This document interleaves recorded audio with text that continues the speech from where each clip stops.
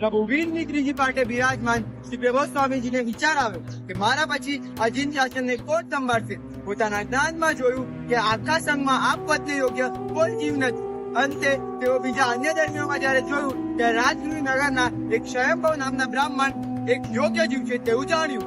તેને પ્રતિપોધ પામવા માટે પોતાના 2 શિષ્યોને તૈયાર કર્યા અને કહ્યું, સ્વયંભવ બ્રાહ્મણે એક બહુ મોટું યજ્ઞ માંડ્યું છે.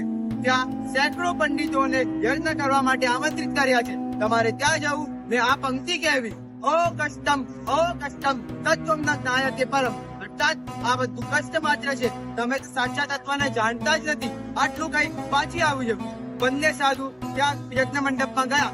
આ પંક્તિ વારંવાર જોરથી બોલવા લાગ્યા. ગુસ્સે થયેલા પંડિતોએ બંને સાધુને કાઢી મૂક્યા. પણ સ્વયંભવ બ્રાહ્મણના મનમાં ઊંડો વિચાર આવી ગયો કે જૈન શ્રમણો તો ક્યારે ખોટું બોલે નહીં. તો શું સાચે મારું આ યજ્ઞયાગમાં કોઈ તો શું સાચે મારા આખા જીવનના ક્રિયા કાંડ હોમ હવન નિષ્ફળ ગયા? પોતાની આ સંકટ તેઓએ પંડિતોની સમક્ષ મૂકી. પંડિતોના જવાબથી સ્વયંભવ બ્રાહ્મણ સંતુષ્ટ ન થયા. પંડિતોના જવાબમાં માયા અને જૂઠની ગંધ આવવા માંડી. અંતે આવેશમાં આવેલા સ્વયંભવ બ્રાહ્મણે પોતાની તલવાર કાઢી અને કીધું કે સાચું તત્વ કહી દો, નહીં તો આ તલવારે તમારી સગી નહીં થાય. મૃત્યુથી બધા પંડિત ડરી ગયા.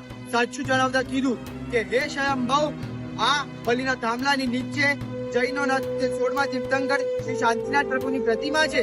તે જ સાચું તત્વ છે. આ સાંભળતાની સાથે સ્વયંભવ બ્રાહ્મણ પ્રભુ સ્વામીજી પાસે દોડી પહોંચ્યો. સત્ય જણાવવાની વિનંતી કરી. પ્રભુ સ્વામીજીએ કીધું કે વત્સ, તત્વ જાણવા માટે જૈન દીક્ષા સ્વીકારવી પડે. સ્વયંભવ બ્રાહ્મણ તત્વ રસિક હતો.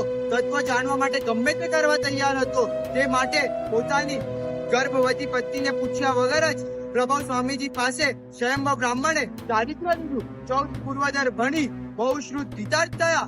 યોગ્યતા વિશિષ્ટ હતી, તે માટે તેમને વીરના પ્રભુના ચોથી પાટે સ્થાપિત કર્યો. પુત્ર મનકને પણ દીક્ષા આપી.